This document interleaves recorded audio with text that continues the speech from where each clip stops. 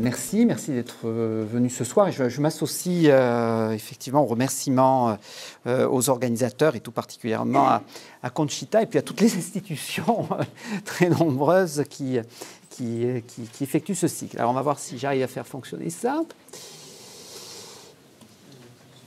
Alors, presque tout a été dit, mais je vais essayer quand même de compléter, de développer un certain nombre de points. Alors, j'ai mis en publicité mon ouvrage qui est sorti l'année dernière et qui est une raison pour laquelle je suis là aujourd'hui. Et je vais essayer actualiser un certain nombre de points. Alors, peut-être pour bien comprendre comment j'ai essayé de développer ma réflexion, j'étais moi-même, comme à la fois citoyen-chercheur, face à un certain nombre de points qui me paraissaient mystérieux. Et finalement, cet ouvrage et cette réflexion, c'est plutôt un essai pour que moi-même, je puisse comprendre un certain nombre d'éléments du monde actuel. Alors, parmi les deux points, en quelque sorte, d'interrogation, on m'a demandé de faire des diaporamas en anglais, je vous parle en français, donc on va switcher un petit peu de l'un à l'autre. Peut-être le premier élément, c'est que d'un côté, on a donc une vision où on a un développement du néolibéralisme, de marché libre, et donc tout cela, normalement, était une promesse que les rentes, les profits des entreprises, notamment des grandes entreprises, devaient, par la concurrence, se voir progressivement réduits, éliminés. Or, au contraire, au niveau mondial, on assiste plutôt à une montée de la part des profits dans la richesse produite. Et donc là, il y a un premier, en quelque sorte, mystère à comprendre. Comment on peut avoir un marché dit très concurrentiel et puis, d'un autre côté, une augmentation des rentes apparentes.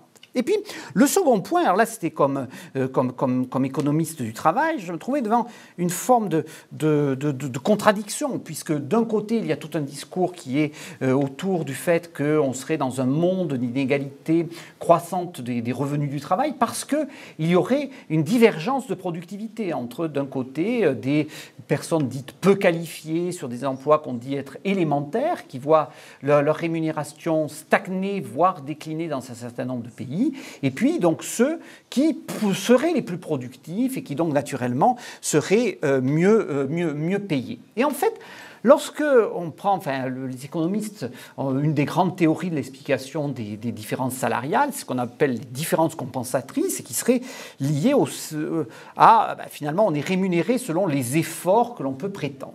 Et là où j'étais face à une contradiction, c'est que lorsqu'on regarde vraiment ceux qui travaillent de plus en plus dans les 20 ou 30 dernières années, eh bien, ce ne sont pas ceux qui voient leur rémunération progresser. Et lorsqu'on voit le plus en plus, c'est à la fois sur lequel on exige des compétences supplémentaires et on exige un travail qui soit plus dur. Alors, pour vous illustrer cet aspect de divergence des conditions de travail, un des outils qui est assez performant, c'est un outil qui est issu de la psychologie du travail, même si à la base c'était un sociologue du travail qui l'avait mis en avant. C'est ce qu'on appelle le diagramme de Karasek. Donc Karasek était un sociologue américain et il y a donc toute une série de disciplines, que ce soit en médecine du travail, en épidémiologie, qui ont montré la validité de son diagramme. C'est-à-dire qu'en gros, eh bien, ceux qui sont qualifiés, je vais vous expliquer ça dans le job strain, ça ne se traduit pas véritablement en français, eh bien c'est effectivement là, ces populations-là qui se trouvent face à un travail délétère, c'est-à-dire que c'est lié à plus de maladies cardiovasculaires, par exemple, plus de risques de cancer, une espérance de vie plus courte. Alors, ce diagramme de Karasek, il y a en gros deux dimensions. Une dimension qui est l'autonomie, la latitude professionnelle, et puis une autre qui sont les exigences, la demande professionnelle.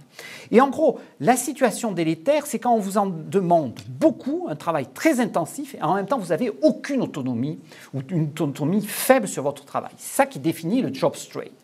Et au contraire, on peut espérer un développement professionnel en ayant un métier très riche où il y a beaucoup d'exigences, mais sur lequel vous avez beaucoup d'autonomie d'organisation. Donc, cette double dimension, autonomie-demande, permet est utilisée beaucoup en psychologie, en ergonomie, etc., pour classer des situations individuelles. Et là, comme économiste, je cherchais plutôt à classer des professions et à classer la dynamique des professions. Et en Europe, on dispose d'un outil qui est l'enquête européenne sur les conditions de travail qui permet de suivre les professions, les travailleurs sur deux décennies en Europe.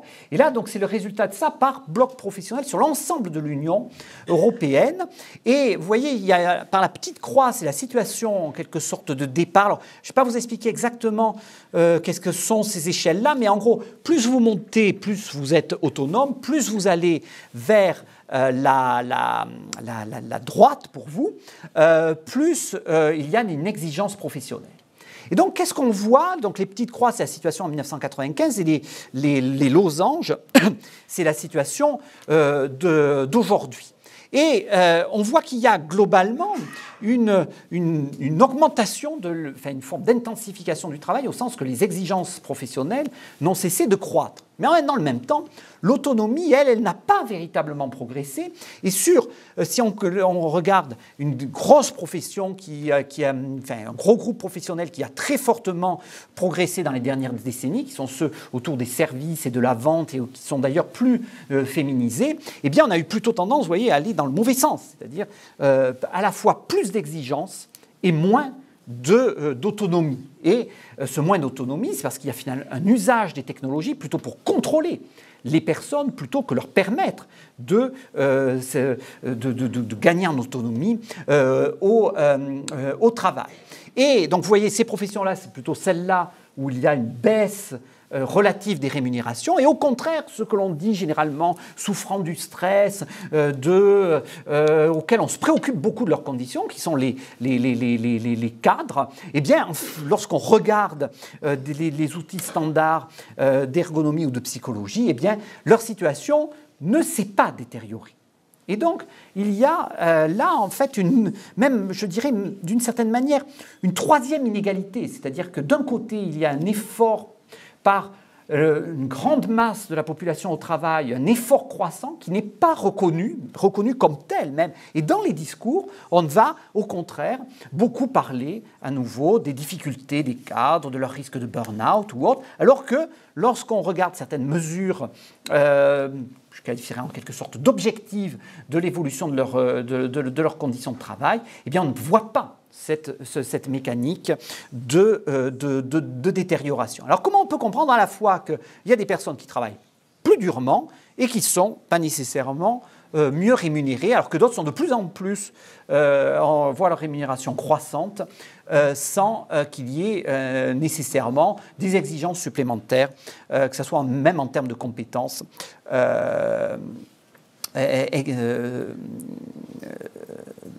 demandées. Alors, pour comprendre à la fois ces deux éléments, je suis obligé d'aller du côté du capital et du côté du travail. Et puis à la fin de ma présentation, j'essaierai de donner non pas des éléments d'espoir, mais des éléments de piste, en quelque sorte, de réflexion. C'est-à-dire que la situation présente il n'y a pas de raison fondamentale qu'elle n'évolue pas dans les années qui viennent. Alors, pour donc comprendre aujourd'hui, alors, il y a déjà eu une forme de définition des rentes qui est très proche de celle que je développe. Qui est en capacité aujourd'hui de capter les richesses dans les pays avancés. Et je vais développer deux grands mécanismes. Et peut-être le premier qui est multidimensionnel, qui est celui autour de ce que j'appelle le propriétarisme et qui est centré autour des droits de propriété.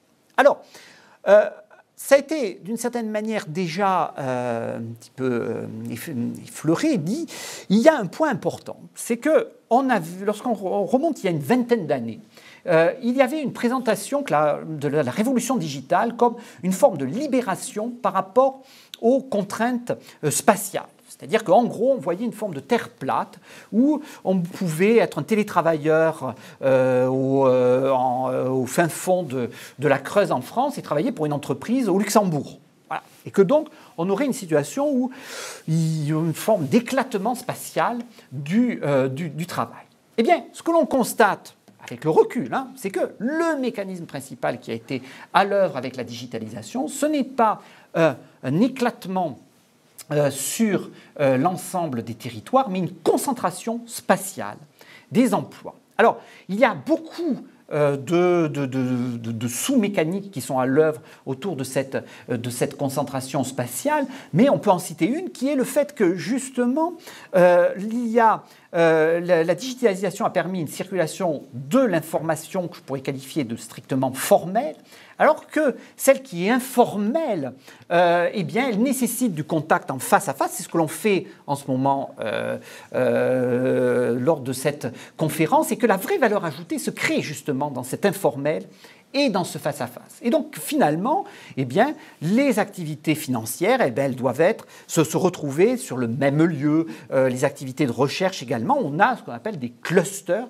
d'activités qui ont bénéficié notamment aux villes-mondes, quelle que soit leur taille, que ce soit New York, Londres ou même Luxembourg, qui est une forme de ville-monde. Bien vu, enfin, tous les interlocuteurs parlent de toutes sortes de langues depuis que je suis arrivé ici. Et donc, il y a une forme d'agglomération des activités. Et donc, lorsqu'il y a agglomération, ben, finalement, quel est le moyen de production qui devient rare?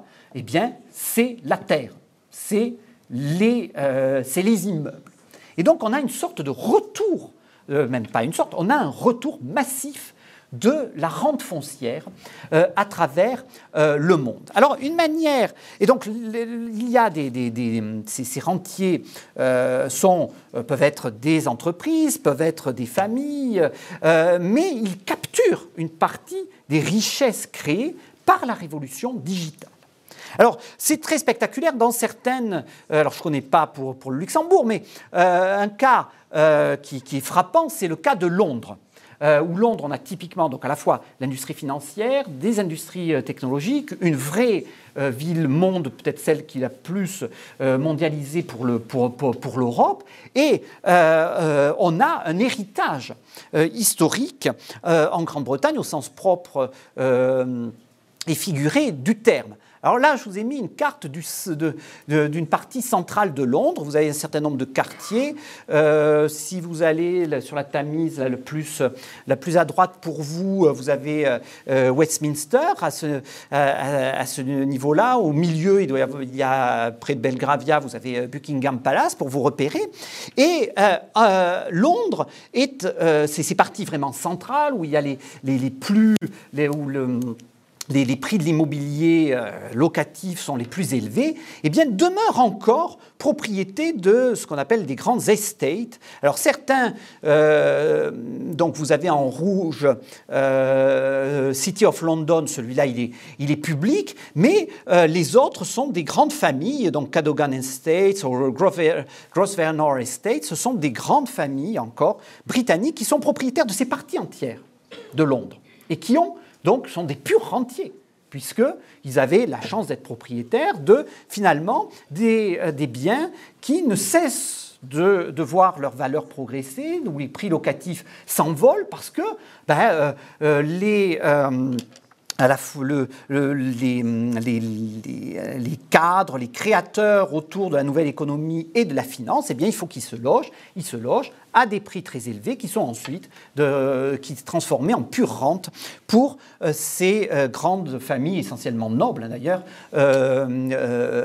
britanniques. Donc ça, c'est très visible dans le cas de Londres, mais en fait, dans la plupart des grandes villes-mondes, vous avez des propriétaires fonciers qui, à nouveau, sont soit individuels, soit par exemple, des grandes compagnies d'assurance qui sont propriétaires de pans entiers à la fois commerciaux et de locatifs résidentiels.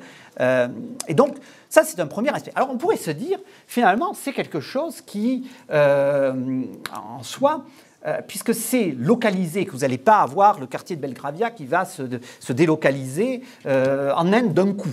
Bon, on pourrait dire on peut taxer ces propriétaires fonciers. Et ça, c'est le second pan du propriétarisme, c'est que ce que l'on constate, c'est qu'on a la taxation sur le capital, et notamment sur ce type de propriété, qui n'a en globalement cessé de décliner dans les pays avancés. Et pourquoi cela? Parce qu'il y a un second aspect qui est un aspect nettement plus politique, qui est la création de sociétés. Nos sociétés sont devenues des sociétés de petits propriétaires. Si on remonte au début des années 1970, il y avait beaucoup de pays européens où il y avait majoritairement des locataires et non pas des petits propriétaires. Donc, vous voyez, avec Londres, on a vu des gros propriétaires qui ont d'importantes rentes, et la meilleure manière de se protéger contre éventuellement des taxes sur la propriété, c'est de faire en sorte que démocratiquement, il soit impossible d'avoir une majorité politique qui porte des taxes sur la propriété. Et donc, il faut une majorité de la population qui soit des petits propriétaires, donc qui ne sont pas des vrais rentiers, ce sont juste des petits propriétaires de leur logement. Dans le cas britannique, à nouveau, la Grande-Bretagne est très intéressante parce que, d'une certaine manière, les choses sont transparentes. Dès que Margaret Thatcher a été élue, une de ses premières mesures a été de permettre aux locataires du parc HLM britannique de racheter avec un discount de 30% leur logement. Pour beaucoup d'entre eux, qui étaient par exemple dans des zones en cours de désindustrialisation, ça a été une très mauvaise affaire parce qu'ils ont acheté un logement qui n'a plus rien valu 10 ans après parce que toutes les usines ont fermé. Mais ça a créé des personnes qui sont propriétaires et qui ne veulent pas qu'il y ait la moindre idée de taxes supplémentaires sur la propriété. Bon.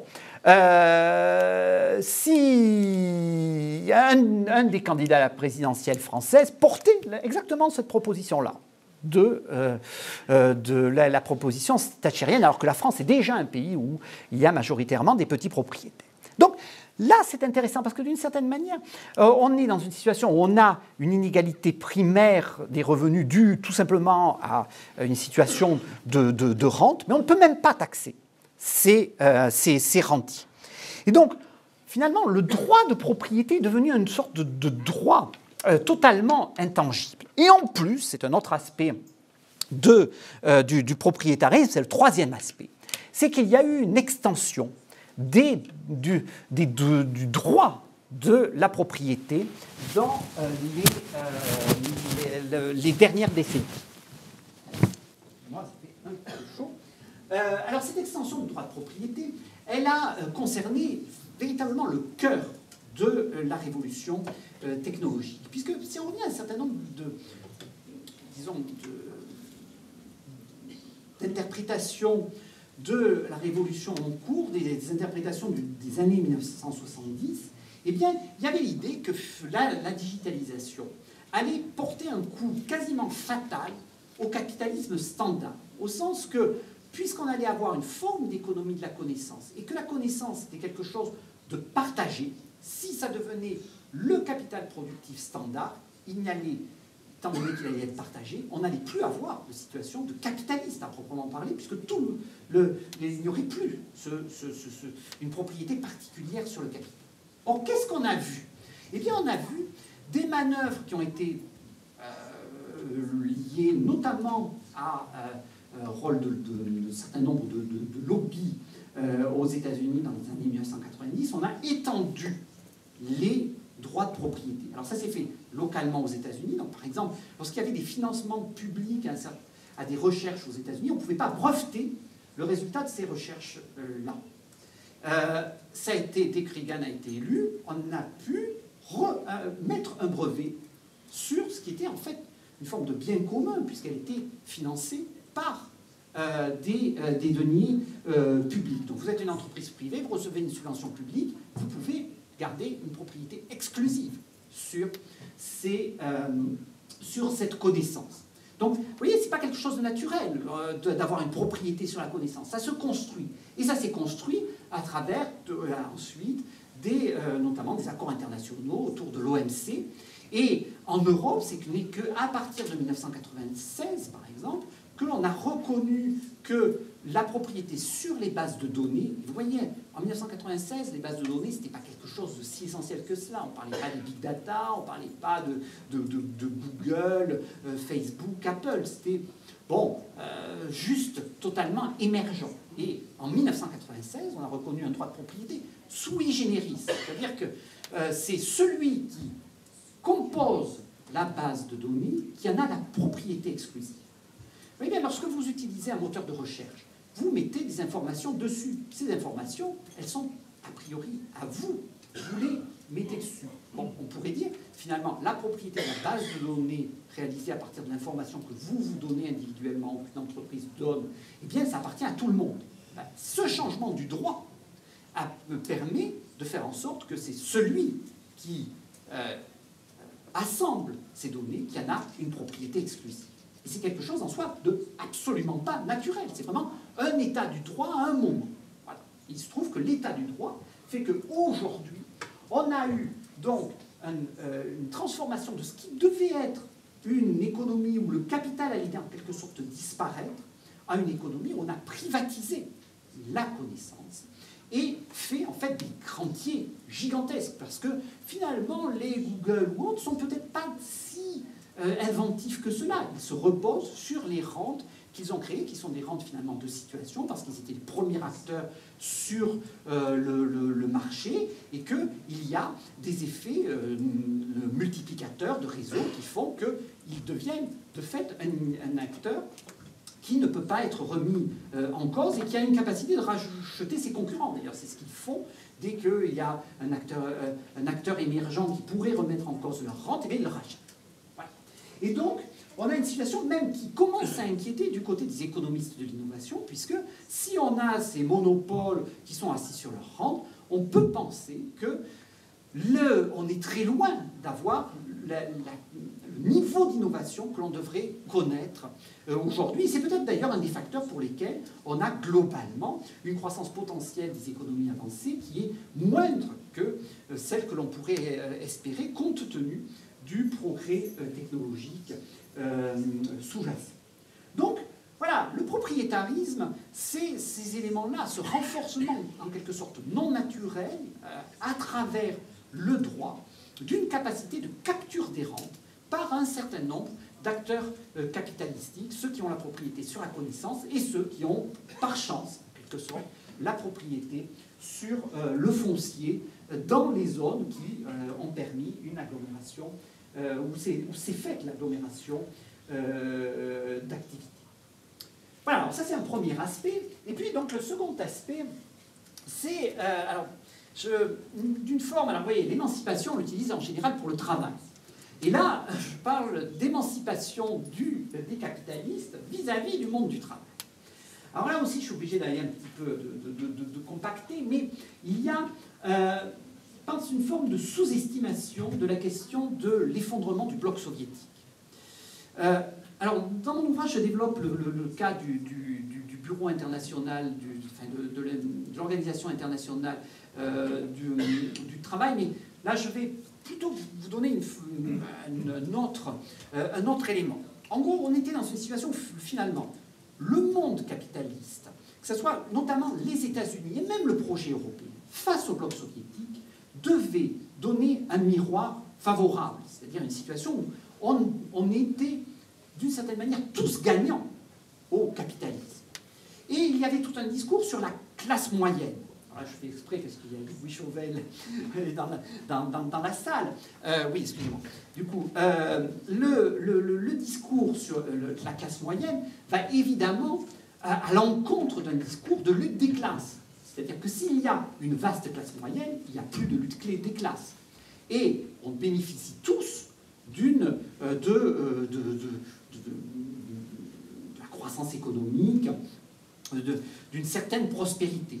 Donc, il y a eu à la fois une construction d'un discours contre le discours lutte des classes, qui a été celui d'une vaste classe moyenne, et puis il y avait une forme de réalité, c'est-à-dire on faisait en sorte que les inégalités soient finalement relativement modérées, que ce soit des inégalités primaires, avec donc les entreprises qui acceptaient finalement de discuter, de négocier, et puis d'un autre côté, des outils de redistribution. Et d'une certaine manière, le capitalisme, une fois qu'il n'y a plus de bloc soviétique, a été libéré de cette contrainte-là.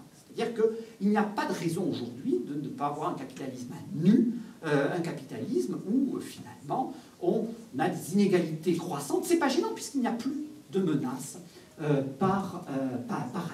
Et alors ça, d'autant plus que finalement il y a une victoire dans la bataille des idées, victoire sur les aspects de liberté vis-à-vis donc, du communisme, mais aussi au sein même de nos pays. Alors, qu'est-ce qu'on voit? On voit par exemple la question, il y a un sujet on parle souvent des insiders-outsiders, pour présenter le monde du travail comme segmenté entre ceux qui seraient protégés et ceux qui seraient dans des difficultés. Et que leurs difficultés viendraient de qui, en fait? Elles viendraient de ceux qui sont protégés. Et ce qui est très intéressant, c'est que lorsque vous regardez ces modèles économiques, que vous allez jusqu'au bout des équations, au bout du bout, il n'y a plus l'entreprise. Elle a disparu. Il n'y a plus le capital. Il n'y a plus la maximisation des profits. On se trouve face à deux groupes sociaux au sein du monde du travail qui sont antagonistes l'un l'autre. Donc il y a une capacité de déplacement, finalement, d'une situation de débat où on aurait le travail face au capital. On a fait disparaître le capital et on met des groupes du monde du travail les uns en face des autres. Donc ça, en soi, c'est une victoire des idées. Alors, il y a aussi une multiplicité de victoires sémantiques, par exemple, le fait qu'on parle de charges sociales ou de cotisations sociales, etc. Et puis aujourd'hui, il y a même l'idée de fin du salariat qui apparaît, et où on nous fait miroiter une forme de société où on serait tous entrepreneurs. Donc à ce moment-là, il n'y a même plus, si vous voulez, le salariat disparaissant, étant tous entrepreneurs, eh bien, la question du rapport au capital disparaît totalement. Donc ça, ce sont des éléments de victoire qui sont importants. Et puis il y en a un que je vais, puisque là on est à la chambre des salariés, il y en a une qui, je pense, est importante peut-être dans vos débats entre représentants du monde du travail et représentants des employeurs. C'est véritablement l'idée d'une forme de cette naturalisation des inégalités de revenus du travail, autour de cet argument qui serait que on aurait, donc je reviens, c'était un de mes arguments initiaux, ceux qui seraient peu productifs, d'une certaine manière pas touchés par le miracle des transformations technologiques, et puis ceux qui bénéficieraient de manière large des technologies numériques qui verraient donc leur productivité s'envoler.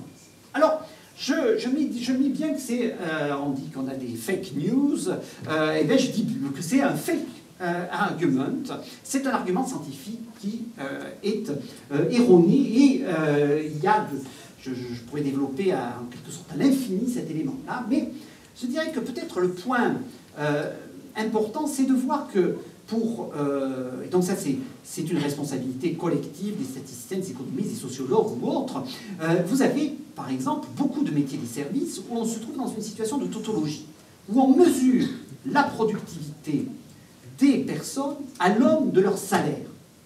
Donc vous vous retrouvez dans une situation où on va dire quoi? Ben regardez, votre productivité est basse, ce qui justifie votre salaire bas. Et comme votre productivité est mesurée à partir de votre salaire, ben c'est normal que ça reste bas, ça n'évolue pas. Alors, vous me direz, enfin, quelqu'un de plus technique dirait, mais on peut mesurer la productivité, non pas à partir du salaire, mais à partir de mesures de quantité que vous produisez. Or là aussi, il y a aujourd'hui une faillite, je dirais, de l'outil statistique, mais peut-être une faillite construite, un petit peu volontaire, donc je vais vous donner juste deux exemples. Alors je ne sais pas pour le Luxembourg, mais par exemple pour la France, la productivité d'une femme de ménage à domicile. Bon ben écoutez, personne ne va vérifier qu'est-ce qu'elle produit en termes de masse. Donc qu'est-ce que fait le statisticien? C'est qu'il va utiliser comme déflecteur de sa production le salaire minimum. Ce qui signifie que lorsque vous payez 10 € de l'heure une femme de ménage, que le salaire minimum augmente, statistiquement, ça va faire baisser sa productivité. Puisque le raisonnement, c'est de dire, si le salaire minimum augmente et que vous, employeur, vous n'avez pas augmenté, ça veut dire que vous considérez qu'en relatif, elle produit moins. Et donc on a une situation complètement absurde lorsqu'on a une augmentation du salaire minimum, vous voyez baisser la productivité statistiquement mesurée de cette population. Donc en fait, lorsqu'on regarde la plupart des pays avancés dans les métiers de services de nettoyage, par exemple, vous voyez quoi? Une productivité complètement plate. Alors que lorsqu'on reprend les travaux des ergonomes, des psychologues du travail qui décrivent le travail réel, eh bien, on voit bien que les exigences professionnelles vont cesser de croître, que c'est des personnels qui produisent nettement plus qu'auparavant, qui font face d'ailleurs à des produits qui sont à la fois plus performants mais qui sont plus toxiques. Et donc, il y a une absolue non-reconnaissance de la productivité de ces personnes. Alors, je vous donne un second exemple qui est celui où lorsqu'on a même une situation où on produit plus et pourtant ça ne va pas augmenter votre productivité individuelle, voire de votre collectif, mais va augmenter la productivité ailleurs. Peut-être même, je prenais la Creuse, ça augmente la productivité au Luxembourg. Alors comment ça fonctionne? Je vais vous donner... Voilà, prenons l'exemple d'une vente de voiture. Vous allez chez un concessionnaire automobile. Qu'est-ce qui va se passer? Le concessionnaire automobile, il va vous vendre la voiture, mais souvent, il va vous proposer un crédit à côté de celui. Donc on voit bien que le métier de concessionnaire automobile, c'est plutôt enrichi, complexifié avec les années, puisque vous avez à la fois avoir des compétences en termes de vente technique de votre voiture, mais aussi de vente de outils financiers. Bon, il se trouve qu'aujourd'hui, lorsqu'il y a la vente de ce crédit immobilier, ce n'est absolument pas mis à l'actif du vendeur de la concession automobile, mais c'est mis à l'actif de qui? C'est mis à l'actif des salariés, qui sont très peu nombreux, de la filiale crédit du constructeur automobile. La dite filiale qui a elle-même sa filiale au Luxembourg, sur lequel on va faire circuler les profits. Et donc, au bout de cette chaîne-là, vous avez quelqu'un qui a plus de compétences, qui produit plus, qui est donc le concessionnaire automobile, et vous allez voir quoi? Vous allez voir la productivité de la branche financière qui, elle, va s'envoler. Et alors, c'est assez amusant de voir la valeur ajoutée de la banque de Renault par travailleur. Ça se promène entre 3 et 10 millions d'euros de valeur ajoutée par an. C'est totalement stratosphérique. Alors pourquoi cela? Parce que vous avez 3 informaticiens, quelques personnels support et très très peu de financiers, puisque c'est des outils assez simples. Donc en fait, on a un leurre complet, on peut multiplier cela, on surestime très très largement la productivité de certains et on sous-estime la productivité d'autres. Donc si on regarde cette fois-ci le travail réel tel qu'il est, eh bien, on est plutôt dans un monde où, en fait, on est une totale inéquité. Ceux qui travaillent plus ne sont ni récompensés d'un point de vue statistique, ni récompensés d'un point de vue de rémunération. Donc, la problématique de la hausse des inégalités de rémunération aujourd'hui, ce n'est pas une question d'égalité, mais plutôt une question d'équité, c'est-à-dire de reconnaissance des efforts et de ce que chacun apporte à la production. Alors, évidemment, il y a des populations qui sont en capacité de eux-mêmes, donc ça c'est un autre pan de ma réflexion, de montrer ce que j'appelle leur criticité et donc de capter des rangs. Alors ça s'applique même à nos professions. Je vais prendre un exemple qui est assez... puisque il y a des interrogations sur votre université du Luxembourg. Au niveau international, il y a ce qu'on appelle les STEM jobs, c'est-à-dire Science, Technology, Engineering and Mathematics jobs, qui sont présentés comme l'avenir du travail. Il faut investir dans des formations qui amènent à des STEM jobs. Bon. Alors maintenant, lorsque vous regardez les classifications des STEM jobs, elles ont été faites par qui? Par des sociologues et des économistes. C'est amusant de regarder la classification, par exemple, américaine, mais qu'on retrouve aussi en Europe, des STEM jobs au sein de l'université. Et alors vous allez trouver quoi? Vous allez trouver que les mathématiciens font partie des STEM jobs, pas les historiens, et alors comme par hasard, les économistes et les sociologues, ils se sont mis du côté STEM jobs. Donc lorsque vous avez, ça se voit maintenant dans les décisions, notamment au Japon, de est-ce que on met de l'argent sur telle faculté ou sur telle autre, on met de l'argent sur les facultés STEM. Voilà. Donc les économistes et les sociologues ont réussi à faire en sorte que l'argent leur vienne dessus. Alors c'est assez amusant parce que lorsque vous êtes un économiste qui est historien, vous êtes un STEM Jobs. Lorsque vous êtes un historien économiste, vous n'êtes pas dans les STEM Jobs. Donc c'est pas très bon pour votre faculté, cette histoire-là, mais c'est pour dire que, voilà, on est dans une forme où, en quelque sorte, vous avez toute une série, on n'est pas dans des inégalités naturelles, vous avez des acteurs, que ce soit du domaine du capital comme du domaine du travail, qui construisent des droits ou construisent des outils sociaux qui leur permettent de capturer les richesses. Donc à nouveau, c'est plus un problème d'équité qu'un problème d'égalité. Alors vous voyez, jusqu'à présent, c'est un petit peu sombre tout ce que je vous décris là. Essayons d'avoir un petit peu des éléments, non pas d'optimisme, mais de réflexion. Donc là, on va prendre un petit peu de temps. Je vais aller du côté des États-Unis, et puis on va revenir sur la France et même sur Paris, puisque je viens de Paris. Alors, est-ce qu'il y a encore aujourd'hui, puisqu'on est dans la chambre des salariés, une possibilité de retrouver une forme de pouvoir du monde du travail, ou tout du moins de la masse essentielle du monde du travail? Alors, une manière d'y répondre, c'est d'aller aux États-Unis, où pour le coup, c'est le pays où on imagine que le marché est le plus libre, où le niveau de syndicalisation est le plus faible. Alors il reste encore des poches de syndicalisation aux États-Unis.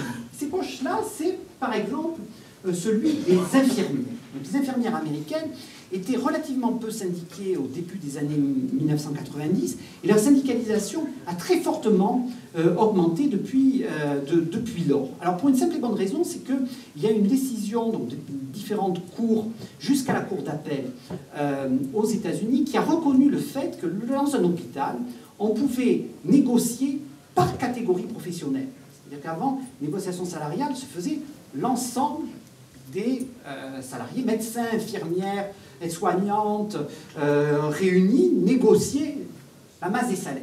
Puis il a été reconnu qu'on pouvait négocier par tranche, c'est-à-dire que les infirmières pouvaient négocier de leur côté leur rémunération. Et donc ça a provoqué un changement que les infirmières se sont syndiquées pour pouvoir négocier entre eux.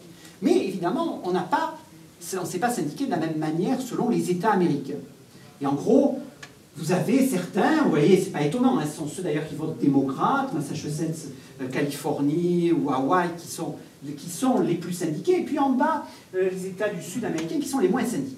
Alors là, je ne vous montre pas le taux de syndicalisation, mais je vous montre autre chose, qui sont le salaire horaire des infirmières relatif au salaire horaire des pharmaciens hospitaliers. Donc on est au sein de l'hôpital, et on a les deux catégories qui, si on croyait à une situation où chacun est payé à sa productivité marginale, on ne devrait pas voir une différence d'un État américain à un autre. Les hôpitaux sont à peu près organisés de la même manière, et puis vous avez les mêmes types de diplômes. En plus, c'est intéressant, c'est des diplômes qui vous font être infirmière, qui vous font être pharmacien. Donc on devrait avoir quelque chose d'homogène sur le territoire américain.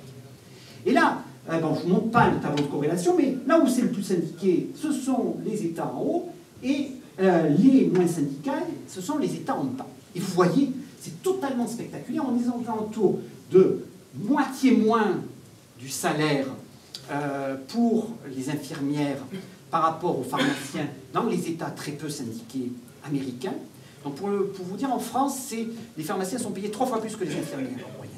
Bon, aux États-Unis, ça va de 1 à 2 dans ces États-là. Et vous voyez, dans les États où les infirmières sont les plus présentes, on monte jusqu'à 80% du salaire des pharmaciens. Donc qu'est-ce que ça veut dire ça? Ça veut dire que même aux États-Unis, il y a des marges de manœuvre pour les organisations syndicales pour prendre une partie des rentes. Alors vous avez aussi par État américain d'autres éléments qui touchent les conditions de travail, qui sont par exemple les ratios patients-infirmières.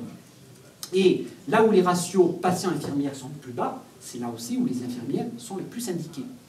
Et lorsque vous regardez au bout du bout la satisfaction des patients, appelle la patientèle, eh bien, elle est d'autant plus élevée que vous avez plus d'infirmières et qu'elles sont bien payées. Et donc vous avez une situation où, globalement, l'ensemble de la chaîne, du fait qu'il y ait une syndicalisation forte, est favorable à la fois pour ces infirmières directement, et finalement, certainement pour le bien-être social. Bon. Donc il y a des marges de manœuvre, même dans un pays comme les États-Unis, pour une sorte de vieux, je dirais, de vieux capitalisme. Alors, la seconde élément de marge de manœuvre, c'est que, donc je reste sur les États-Unis, mais c'est vrai aussi pour l'Europe, c'est que ce que je vous décrivais précédemment, d'une situation où on avait de plus en plus des gros acteurs qui reposaient sur leur rente, que ce soit donc une rente liée à la propriété foncière ou la propriété sur la connaissance, fait que donc on n'est pas, on a une sorte de, on imagine qu'on est dans un monde où on a plein de start-up, plein de petites entreprises ou autres. Alors c'est vrai qu'il y a eu une forme de décomposition capitalistique, c'est-à-dire que vous avez de plus en plus d'unités légales différentes. Mais lorsqu'on regarde cette fois-ci les entreprises par qui possèdent quoi, c'est ça qu'il y a dans ce tableau-là, on voit que l'emploi américain, dans les dernières décennies, est de plus en plus concentré dans de grandes entreprises. Donc ça, c'est des entreprises de plus de 1000 salariés, groupes de plus de 1000 salariés. Eh bien, il y avait 35% d'emplois, on est aux alentours de 40%, alors que les catégories des petites entreprises sont de moins en moins présentes. En France, par exemple, vous avez 40% d'emplois privés qui sont dans à peine 250 entreprises. Mais lorsque vous demandez aux salariés, est-ce que vous êtes dans le groupe de M. Bolloré, par exemple, ils ne savent pas, la plupart de ces salariés. Ils n'ont pas d'informations. Alors c'est assez étonnant parce que les statisticiens américains, ils ont accès à cette information, c'est-à-dire ce qu'on appelle les liaisons financières, qui possèdent quoi? Moi, comme chercheur français, j'ai accès à cette information-là. Mais les syndicats français, ils n'y ont pas accès. Je ne sais pas ce qui se passe pour le Luxembourg, mais ils n'y ont pas accès à cet élément-là. Donc c'est juste pour dire que, évidemment, ça changerait totalement les rapports de travail si vous saviez que non pas vous êtes dans une petite PME qui fait face à la concurrence mondiale et vous vous dites je ne peux pas réclamer à une hausse salariale parce qu'elle risque de disparaître. Évidemment, ça changerait totalement la donne si vous saviez que vous apparteniez en fait au bout du bout à telle multinationale et que vos camarades de la PME d'à côté, eux aussi, appartiennent à la même multinationale. Ça permettrait de reconstruire d'autres types de mobilisation du travail, si on voyait qu'on avait un destin collectif, en quelque sorte, face à un certain nombre d'acteurs. En tout cas, normalement, un monde où on a de plus en plus de grosses entreprises est un monde où, normalement, la grosse entreprise, c'est ça qui avait permis aussi l'émergence du syndicalisme. Alors justement, j'en reviens sur la France, qui est sur Paris. Pour là, cette fois-ci, donc on se promène géographiquement, et là, on va se promener dans le temps. Alors, ça, c'est une image, donc vous pouvez l'appeler sous le soleil, hein, donc vous voyez, qu'est-ce qu'il s'agit de quoi? Disons de deux touristes américains qui sont accueillis par une jeune fille qui est bien souriante, etc. Alors, je ne sais pas si vous pouvez lire sur son t-shirt, là, jaune, il y a écrit BNB Seater. Alors, c'est un exemple d'entreprises qui sont en train d'émerger autour des plateformes locatives et qui sont ce qu'on appelle des services de conciergerie. Ça a toujours existé, les services de conciergerie. Alors, on dit c'est des startups, c'est tout à fait nouveau ou autre. Ce qui est nouveau, c'est que ça passe par des plateformes. Et les services de conciergerie, c'est quoi? C'est vous êtes propriétaire d'un bien, vous voulez le louer par ces plateformes, ça vous ennuie d'accueillir vos hôtes, eh bien, vous utilisez les services de conciergerie qui donc vont faire l'accueil, le nettoyage, etc. Bon. Alors, c'est donc ce qu'on appelle de nouveaux types d'emplois autour des plateformes.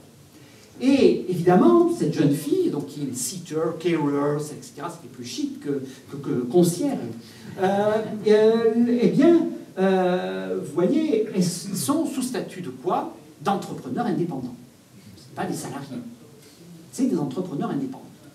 Alors que bon, vous voyez, elle est obligée de se promener avec son t-shirt jaune, là, avec écrit BNB Sitters. Donc, il y a prescription de la tenue, prescription du mode d'accueil.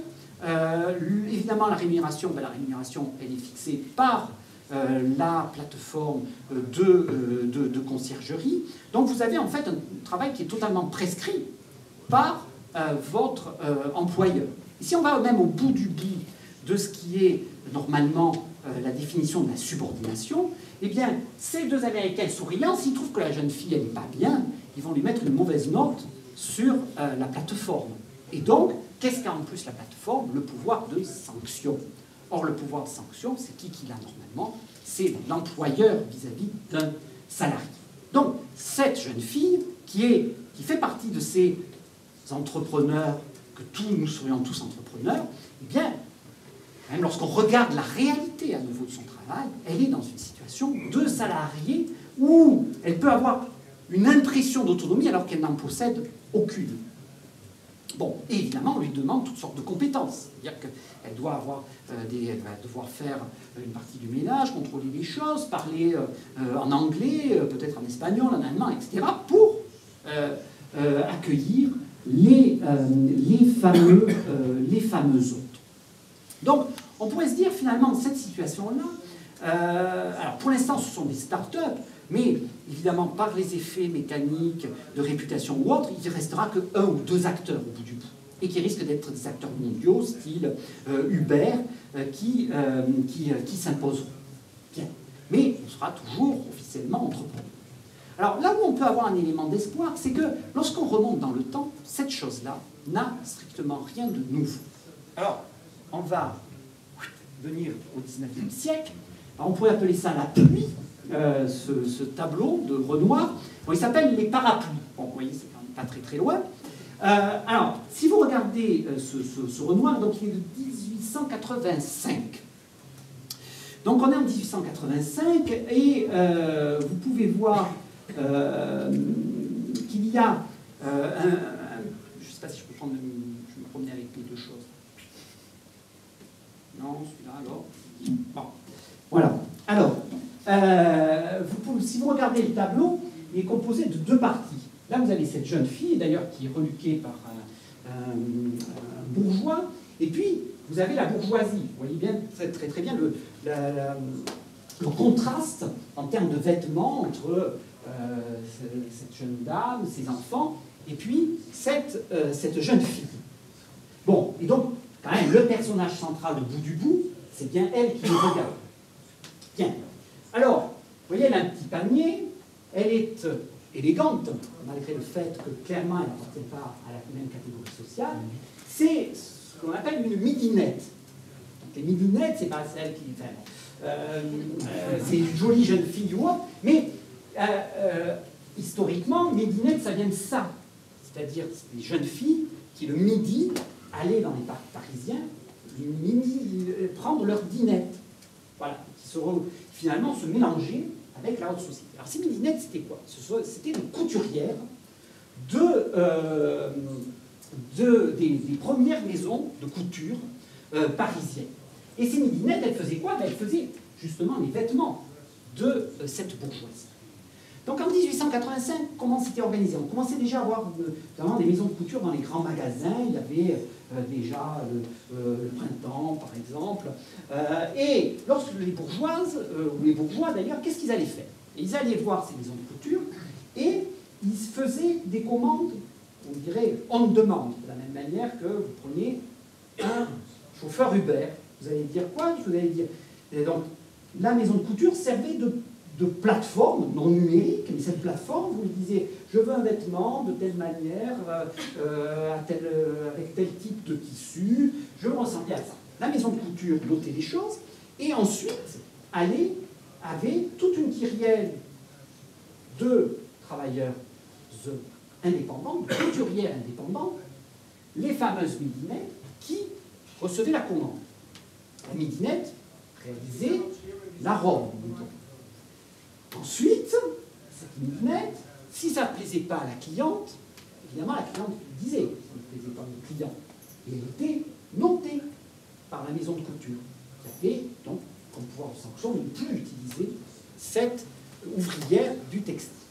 Donc si vous réfléchissez bien, la maison de couture, la midinette, aucune différence par rapport à ma Seaters d'appartement et la plateforme numérique de mise en relation. On a en fait exactement le même phénomène économique. Bien.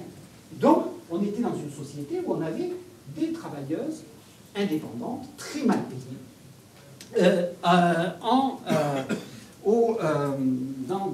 dans cette France de la fin du 19e siècle.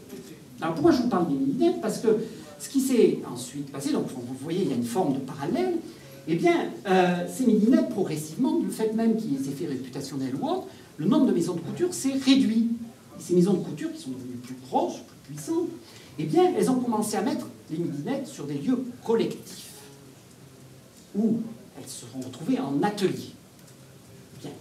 Et ces midinettes, ben, finalement, comme elles se sont retrouvées ensemble, de certaine manière, ont commencé à s'organiser.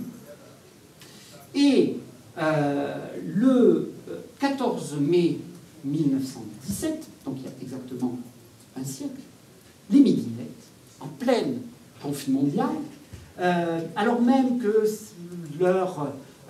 pour celles qui avaient des maris ou autres, se faisaient massacrer sur les champs de bataille, elles continuaient à faire quoi? Elles continuaient à produire des beaux vêtements pour la bourgeoisie parisienne. Eh bien, ces midinettes se sont mis en grève en mai 1917. Et en plein conflit mondial, ça a été le début de multiplication de mouvements de grève en France. Et ce sont grâce aux midinettes, en fait, ce sont elles qui ont été les premières à obtenir ce qu'on appelle la semaine anglaise, c'est-à-dire le samedi après-midi payé. Donc le week-end d'aujourd'hui, en France, n'existerait pas, enfin, n'existerait pas, ça aurait mis plus de temps s'il n'y avait pas eu les mouvements des midinettes. Et elles ont tenu quoi? L'embryon d'une première convention collective. Donc vous voyez, d'une certaine manière, je terminerai sur ça, on a une forme aujourd'hui de, finalement, retour, vous voyez, il n'y avait pas de bloc soviétique à cette époque-là, on a une forme de retour au capitalisme des années du 19e siècle. Alors j'ai mon collègue Thomas Piketty qui monte sur les aspects fiscaux, etc. Là, je complète d'une certaine manière l'importance de la propriété, la nature même de l'organisation du travail, et bien finalement, il est assez propre, il y a des ressemblances fortes. Et lorsqu'on voit le sens de l'histoire, d'une certaine manière, et le sens de l'histoire est potentiellement un retour d'une forme de centralité du travail, de rapport salarié, d'une capacité de mobilisation collective. À nouveau, pourquoi? Il n'y a pas eu de ruine des économies au lendemain du premier conflit mondial, parce qu'il y avait eu ces mouvements et cette capacité d'obtenir un progrès pour tous. Eh bien, on peut espérer qu'on soit à un horizon, vous voyez, 30 ans, c'est long, hein, quand même. On se revoit dans 30 ans, ici, peut-être qu'on aura une description du monde, des inégalités qui sera fort différente, mais ça demande une mobilisation de chacun, qu'elle soit intellectuelle ou militante. Voilà, merci. Hein.